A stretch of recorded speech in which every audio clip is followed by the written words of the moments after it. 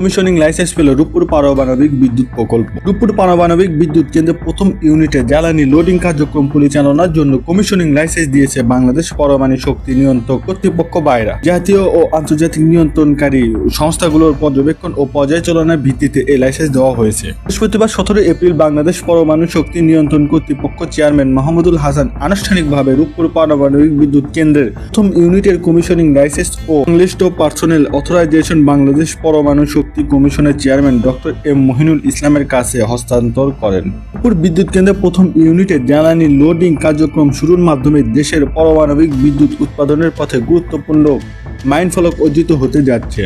রূপপুর পারমাণবিক বিদ্যুৎ কেন্দ্রের প্রথম ইউনিটে জ্বালানি লোডিং কার্যক্রমের আনুষ্ঠানিক উদ্বোধন এপ্রিল মাসের শেষ সপ্তাহে হতে পারে। পরিকল্পনা অনুযায়ী ফুয়েল লোডিং কার্যক্রম শুরুর কমপক্ষে 3 মাসের মধ্যেই কেন্দ্রটি প্রথম ইউনিট থেকে উৎপাদিত পারমাণবিক বিদ্যুৎ জাতীয় গ্রিডে যুক্ত হতে হবে। পরে ধাপে ধাপে বিভিন্ন পরীক্ষা ও সক্ষমতা বৃদ্ধির কার্যক্রম সম্পূর্ণ করে আগামী ডিসেম্বরের মধ্যে প্রথম ইউনিটের পূর্ণ সক্ষমতা জাতীয় গ্রিডে বিদ্যুৎ সঞ্চালন করার ক্ষমতার লক্ষ্যমাত্রা নির্ধারণ করা হয়েছে। রূপপুর পারমাণবিক বিদ্যুৎ কেন্দ্রে এই অগ্রগতি দেশের জ্বালানি নিরাপত্তা নিশ্চিতকরণ এবং টেকসই বিদ্যুৎ উৎপাদনের ক্ষেত্রে গুরুত্বপূর্ণ ভূমিকা রাখবে। অনুষ্ঠানে রূপপুর পারমাণবিক বিদ্যুৎ কেন্দ্রের নির্মাণ প্রকল্প এবং nuclear power plant company Bangladesh limited NPCBL ঊর্ধ্বতন কর্মকর্তা উপস্থিত ছিলেন।